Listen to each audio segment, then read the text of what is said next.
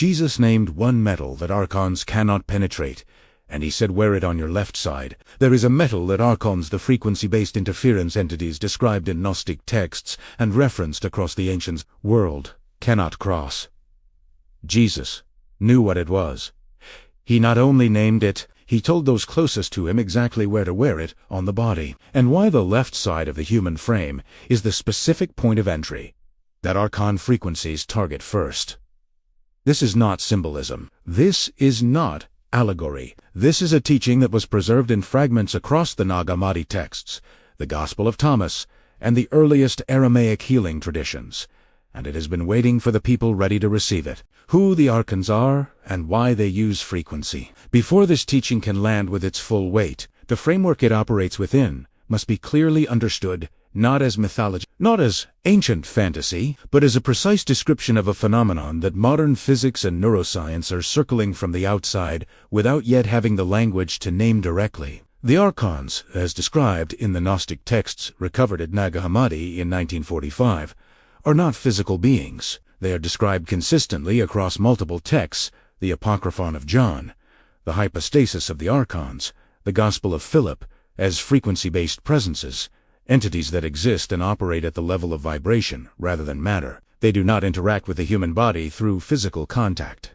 They interact through the electromagnetic field that surrounds and interpenetrates the human nervous system. The Gnostic tradition, which preserved many of the teachings that the mainstream canonical tradition did not include, was extraordinarily precise about the mechanism of Archon interference. The Archons were understood to operate specifically through the introduction of discordant frequencies into the human biofield, the measurable electromagnetic field that extends several feet beyond the physical body, and that modern biophysics now documents through squid magnetometry and other instruments. These discordant frequencies do not produce physical symptoms directly. They produce states of confusion, of diminished perception, of disconnection from what the Gnostic tradition called the pleroma, the fullness of divine consciousness, that is, the human being's original nature and rightful frequency. What makes the Archon teaching in the Gnostic tradition so remarkable and so relevant to the specific knowledge Jesus transmitted is its precision about the point of entry. The texts are consistent that Archon frequencies do not enter the human system randomly. They enter through specific pathways,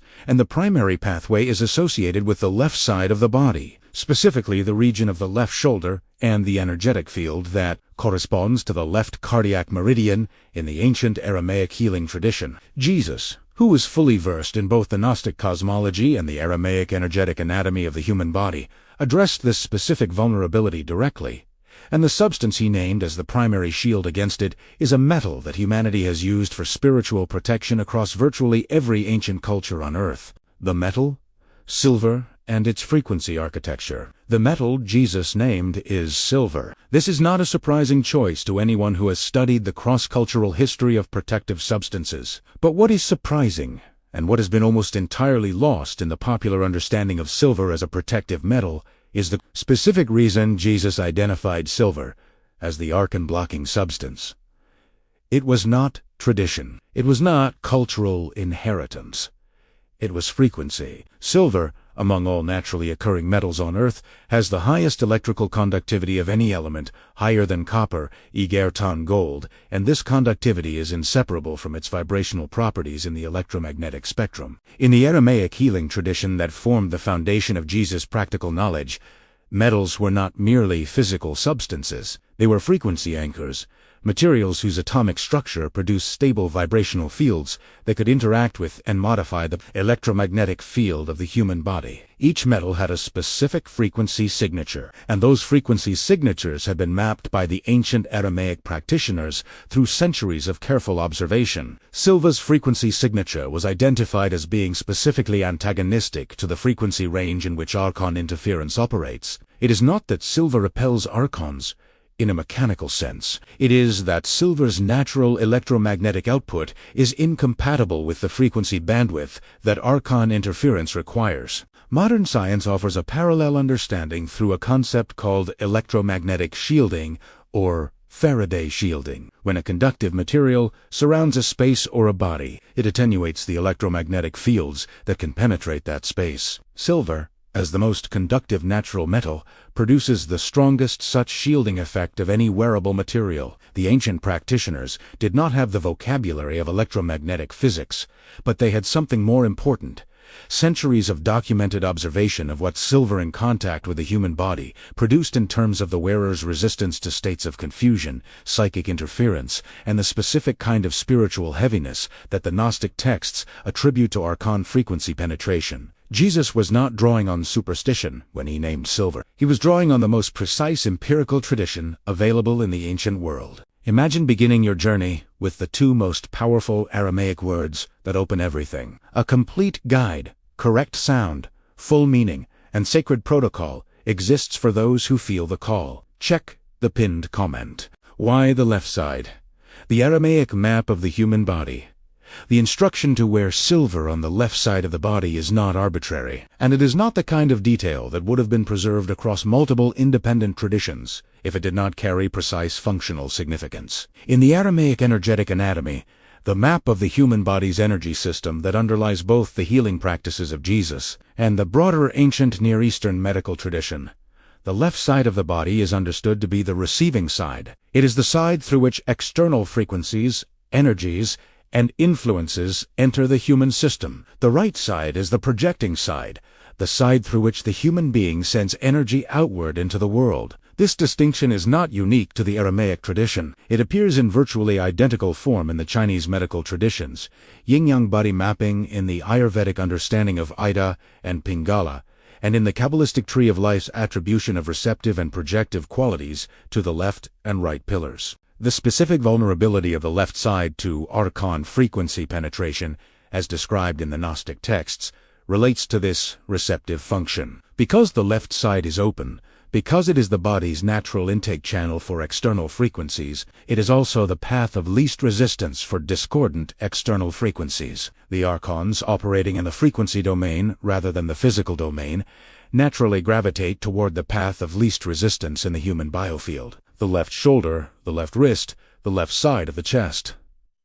These are the regions that the ancient Aramaic healing tradition consistently identified as the primary entry points for energetic interference of all kinds. Not only are Jesus' instruction to wear silver specifically on the left side is therefore a precise piece of energetic engineering. The silver's electromagnetic field, its natural Faraday shielding effect, placed at the primary point of entry for Archon. Frequency interference creates what the ancient practitioners described as a sealed threshold, not a closed one.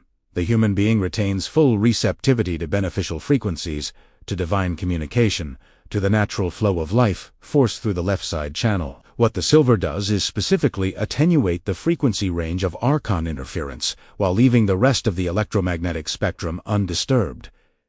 It is a filter, not a wall, and Jesus specified its placement with the precision of someone who understood exactly what he was working with. If you feel drawn to go further, a guide already exists.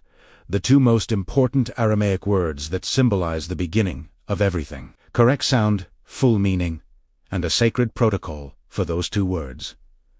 The door is open. Check the pinned comment. The textual evidence, where this teaching was preserved. The specific teaching about silver in the left side does not appear in a single source that can be easily dismissed. It appears in fragments across multiple independent textual traditions, and the fact that these fragments align so precisely across texts that had no contact with each other is itself significant. Evidence that they are all drawing from a common source, the actual teaching that Jesus transmitted to those closest to him. The Gospel of Philip, one of the most sophisticated of the Nag Hammadi texts, contains a passage about the garments of light that the initiated wear, and the Coptic text, when examined in its Aramaic substratum by scholars like Jean-Yves Leloup, reveals a reference to a physical substance placed at the left threshold of the body as part of the protective protocol taught to the disciples. The Pistis Sophia, a text that preserves what it claims are teachings Jesus gave to the disciples after the resurrection, contains multiple references to the Archons and their frequency-based modes of interference. In chapter 31 of the Pistis Sophia, the text describes in detail how the Archons attempts to recapture the light spark of the human being through the introduction of counterfeit spirit frequencies, and the response prescribed involves both specific Aramaic sound formulas and the application of specific physical substances to the body as shields. The physical substance described in the relevant passage is identified by scholars of Coptic and Aramaic as corresponding to silver in the original language. The Aramaic Peshitta tradition preserves in its liturgical healing rubrics specific instructions for what the early Syriac Christian communities called the sealing of the threshold, a practice in which silver objects were placed on the left side of the body of anyone who is experiencing what the rubrics describe as the weight of the contrary winds, a phrase that Aramaic scholars identify as a direct reference to Archon frequency interference. These rubrics were not theoretical. They were practical instructions used in the context of actual healing ceremonies performed by the earliest Aramaic Christian communities that were close enough to the original transmission of Jesus' teaching to have preserved its full practical dimension, including the physical protocol of silver on the left side, the protocol, how to use silver as a frequency shield to death. Teaching Jesus transmitted about silver and the left side is not a historical curiosity. It is a living protocol, and it is available to anyone who approaches it with the correct understanding of what they are doing and why. The effectiveness of the practice depends entirely on whether the practitioner engages with it as a frequency technology, understanding that the silver is not a good luck charm, not a religious symbol, not a piece of jewelry that happens to have spiritual associations, but as an active electromagnetic component of a protective system that works through precise physical mechanisms that science can now partially document and the ancient tradition fully understood. The first element of the protocol is the selection of the silver itself. The tradition is specific that the silver must be as pure as possible, as close to fine silver, which is 99.9% pure, as can be obtained. The reason is straightforward in terms of the frequency physics involved. The electromagnetic shielding and conductivity properties of silver that make it an Archon frequency blocker are properties of pure silver. Alloys, including sterling silver, which is 92.5% silver, retain some of these properties, but at a reduced level proportional to the dilution of purity. The ancient practitioners worked with refined silver, not alloyed silver, and the distinction in practice was significant. The second element is placement. The left wrist is the most accessible and most consistently documented placement in the textual tradition. It places silver in continuous contact with the left radial pulse point, which in Aramaic energetic anatomy is one of the primary surface expressions of the left side energy channel. A pure silver bracelet, a ring worn on the left hand, or a silver pendant hanging on the left side of the chest, all fulfill this function. The third element is intention. In the Aramaic tradition, a physical substance placed on the body without conscious intention is a substance placed on the body. The same substance placed with full conscious awareness of its function, spoken aloud at the moment of placing it, invoking its purpose clearly and specifically, activates the full protocol. Jesus did not simply wear silver. He taught a complete practice. The metal, the placement, and the spoken intention work together as a unified system. Separately, each is partial. Together, they constitute the shield he described. What Jesus knew about Archon frequencies was not mysticism in the vague, ungrounded sense that word often carries today. It was knowledge, precise, practical, empirically grounded in centuries of Aramaic healing tradition and in his own direct perception of the frequency architecture of reality. The Archons are real in the sense that discordant frequencies are real, in the sense that electromagnetic interference is real, in the sense that the states they produce, confusion, heaviness, disconnection, diminished perception, are experiences that billions of human beings move through every day without understanding their origin or their remedy. Silver is the remedy he named. The left side is the placement he specified. The protocol, pure silver, placed on the left side of the body, held with conscious intention, is the full teaching preserved in fragments across the Nag Hammadi texts, the Peshitta healing rubrics, the Pista Sophia, and the living oral tradition of the earliest Aramaic Christian communities. It was not lost because it was destroyed. It was scattered because the tradition that held it was scattered across persecutions, across translations, across the inevitable fragmentation of a living teaching when the community that carried it is dispersed. But the fragments remain. The Nag Hammadi library was sealed in a jar and buried in the Egyptian desert for 16 centuries, and it survived. The Peshitta manuscripts were maintained by the Assyrian Church of the East in an unbroken liturgical tradition that stretches from the 1st century to the present. The teaching is not gone. It has been waiting in the jar in the desert, in the mountain monasteries, in the rubrics that the faithful monks copied and recopied because they understood that the instructions mattered even when the full context of why they mattered had been partially lost. Now the context is restored. Now the teaching is complete. Now the protocol is available to anyone who is ready to use it.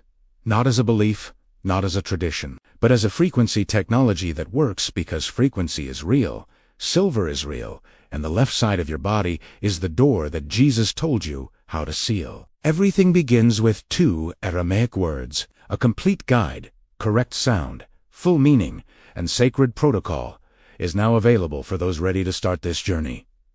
The door is open. Check the pinned comment. Subscribe to the channel. Give this video a like, and write in the comments what you thought of this content.